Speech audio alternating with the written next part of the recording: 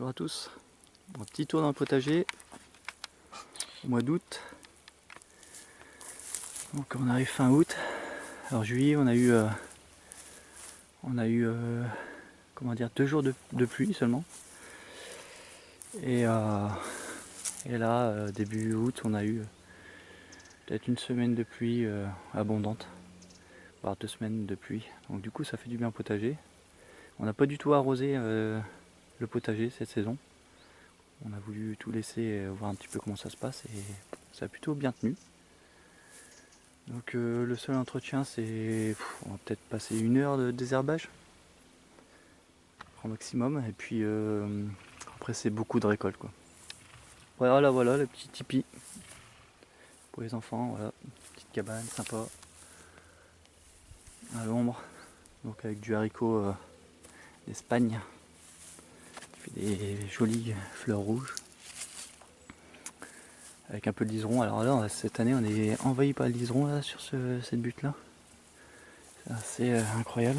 Je sais pas comment on va faire pousser des choses l'année prochaine ici. Bon, après, ça gêne pas. On a quand même du haricot. On récolter beaucoup d'haricots et puis derrière, on les laisse pour monter en graines pour l'année prochaine, quoi, pour en semer. Donc voilà. Alors derrière, il y a beaucoup de cornichons. Voilà. Hop.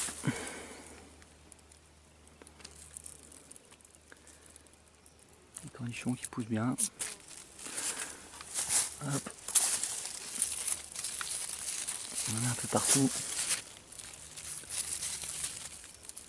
Donc moi je prends un pot et puis je les mets dans du vinaigre blanc pour conserver tranquillement tout l'hiver. Et puis à côté c'est les courges, la sweet dumpling. Vous voyez là elle n'est pas dérangée par le liseron, elle prend le dessus. Qui monte tranquillement. La sweet dumpling ça fait des petites courges. Voilà, on en voit une en développement, là. Ça va encore grossir, hein. Ça fait la taille de la main comme ça. Et c'est un goût de noisette assez particulier, c'est vraiment très très bon. Donc l'année dernière j'ai goûté ça, j'ai dit oh, il faut que je ressème cette année. Et c'est vraiment super bon. Puis là vous voyez, une fois qu'on plante, il n'y a plus d'entretien à faire, hein. On laisse pousser et puis c'est tout. Pas d'arrosage, rien. Voilà. Alors ici on va aller dans le potager. Ouais, dans la serre, c'est juste à côté. Donc là il fait super chaud aujourd'hui. Les chaleurs reviennent, il doit faire au moins 30 degrés. Et du coup à l'intérieur il fait 40. Voilà. Alors ici c'est il y a plein de concombres.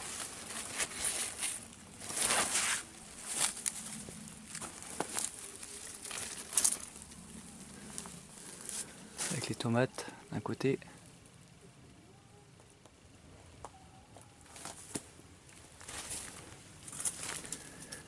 Hop.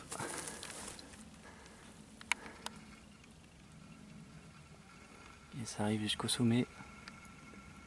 Alors ça va encore pousser. Septembre, octobre. Alors ça sera vraiment tout en haut. Ça c'est la variété Béréao. Donc elle monte à des hauteurs assez impressionnantes.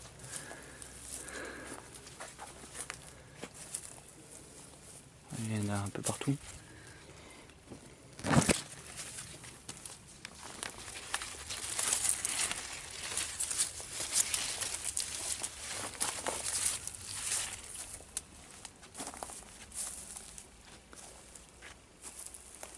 Alors ici devant c'est les Sibéries, ça monte pas haut, du coup on peut les mettre devant, pas que ça fasse d'ombre. Donc ça atteint cette hauteur là au maximum. Un petit citronnier là qui se développe bien. On a même planté du gingembre derrière là. On voit que les feuilles commencent à sortir. On voit la vigne aussi qui se développe bien là. Qui grimpe. Alors le but ce sera de faire une charpente principale et puis sur les côtés faire tomber les raisins en fait sur la hauteur. Voilà. Et puis comme ça il y aura les tomates en dessous.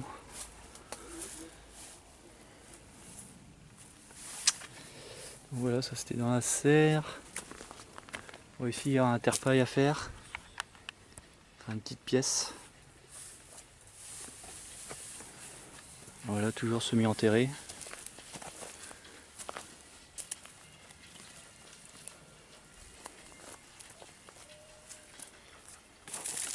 Alors il y a aussi des poules. Il y a un petit pommier là. Les poules sont arrivées dans le potager. Enfin, à proximité du potager.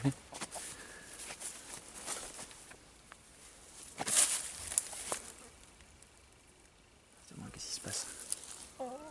Il y a 3 poules et un coq pour l'instant.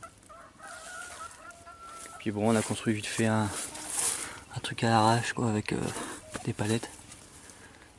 Donc les pondoirs sont là sur le côté et puis ils peuvent se réfugier dedans.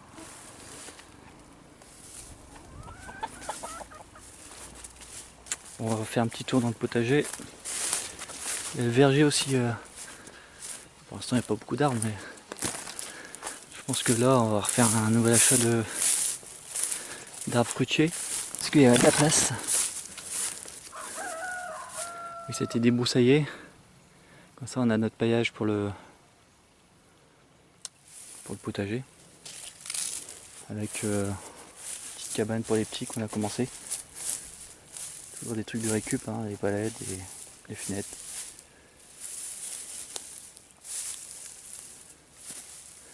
Voilà. Tous des fruitiers, des grands arbres là qui vont pousser sur le côté nord du terrain. Donc cerisier, on a un noyer là-bas au bout, un châtaignier. Après c'est les arbres qui se poussent un peu moins haut. Tout ce qui est poirier, pommier. Après par la suite entre les pommiers et poiriers il va y avoir beaucoup de baies. Cassis, framboise, tout ça quoi. Donc là par exemple il y a de la place. Donc, il faut remettre des arbres fruitiers.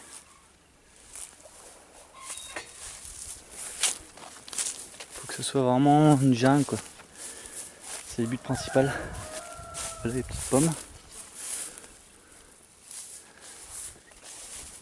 On a acheté l'année dernière, hein, c'est tous les arbres. Donc on commence déjà à avoir des fruits maintenant, donc c'est plutôt pas mal. Voilà, on a construit des poêles roquettes. Donc c'est ce qu'on va mettre en place dans la construction que vous avez vu tout à l'heure. Un poêle roquette, un roquette stove comme ça. Où il y a une entrée d'air et puis on alimente le bois ici. On va voir la flamme passer ici. Du coup vous pouvez mettre des casseroles. Donc, ça va chauffer. Et puis la flamme ressort ici. Voilà, et nous on va faire vers l'extérieur, comme ça il n'y aura pas du tout de fumée, de flamme dans la pièce. Et voilà, puis là c'est une version un peu moins aboutie. On a voulu tester mais qui fonctionne super bien. Toujours du bois, hop, l'entrée d'air principale en bas, c'est important. Et puis on a tout de suite des belles flammes qui sortent ici. Dire le poulet il cuit en peu de temps. En 15-20 minutes, alors que dans mon four, dans un four traditionnel, il faut attendre 1 heure. C'est incroyable quoi. Voilà, il y a des tournesols. Voilà, une belle variété de tournesols. J'avais acheté chez Cocopelli. Elle est jolie. C'est des jolies fleurs. Orange, jaune. C'est toute la même variété ici.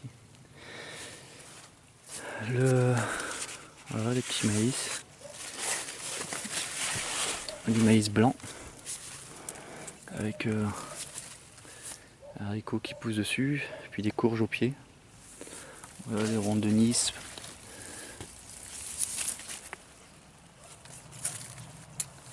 Tout ce qui est côte de bête.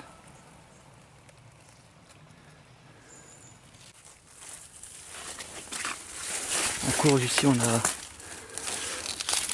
Ça c'est les courges spaghetti.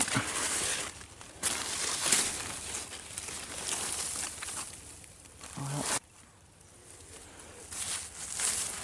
Et la blanche d'Égypte. Ici on a un petit pâtisson. Hop. Assez curieux la forme, on va rigoler à voir.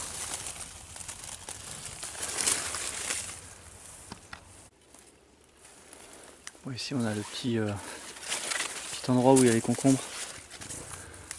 Voilà. Suspendus. Hop. Alors des fois ils ont tendance à faire des formes bizarres, ouais. Ils sont tordus. Donc il faut essayer de les conduire si possible quand ils sont jeunes, bien droits comme ça. Et puis essayer d'anticiper qu'ils descendent bien sans qu'il y ait quelque chose qui gêne. Si vous voulez vraiment quelque chose de droit comme ça. Voilà, concombre long de Chine. Hop.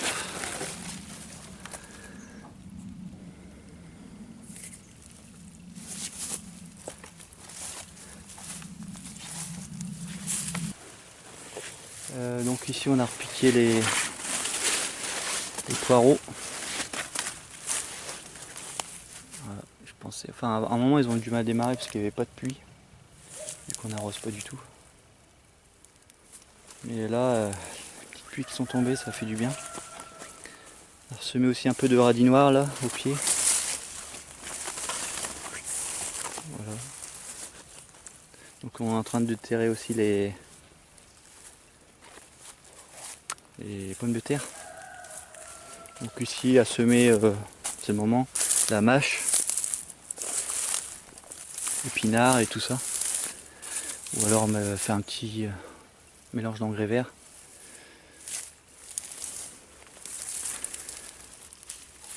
Donc tout ce qui est blé, seigle, avoine, mélangé avec de la veste, fixer l'azote au sol. Parce que ce qu'on va essayer de faire, c'est pas faire d'intrants de fumier. Essayer du coup d'utiliser les fixateurs d'azote. Vous voyez, il y a très peu de désherbage. Hein. On voit qu'il y a de quoi ici.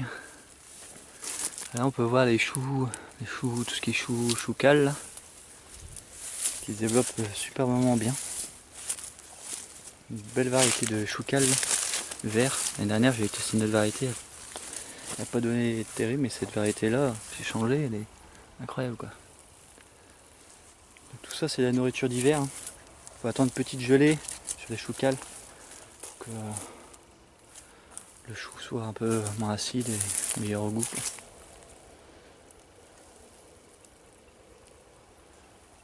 Donc, voilà, beaucoup de verdure. Là c'est temporaire, hein. La terre à nu, parce que la terre elle a le droit d'être à nu. Donc faut coupler avec la végétation ou comme on fait là-bas, on débroussaille un peu puis on alimente comme ça le sol, comme ici, le gazon. Hop, on met ça sur la terre et voilà, ça fertilise le sol automatiquement. Toujours des pommes de terre. Là il y a une butte carottes, céleri. Voilà.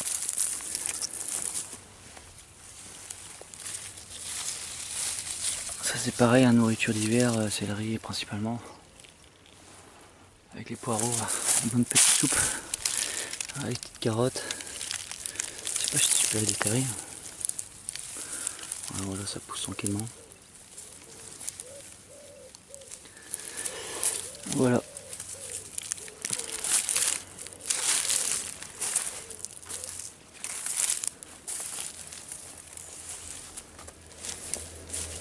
Là on avait un pied en trop de potirons.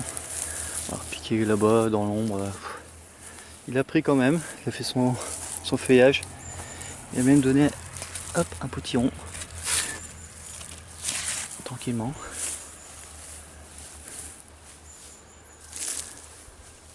Ici on a beaucoup de boulot aussi sur la récolte des oignons. Oignons échalotes, vous voyez. Hop, elles sont là. Bien en dessous avec les adventices. Les terriens.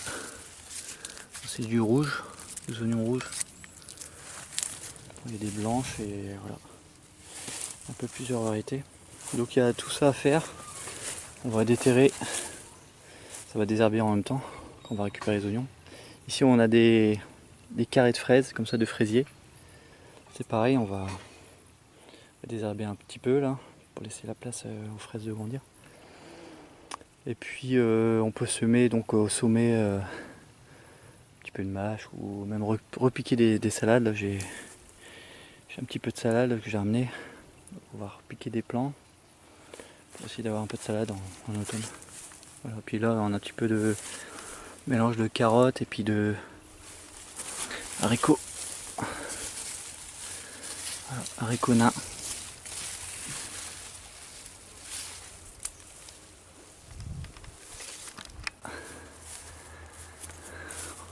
On a fait un petit peu le tour du potager là. Donc merci d'avoir d'avoir regardé la vidéo. Et puis on se donne rendez-vous à la prochaine vidéo. Allez, merci, ciao.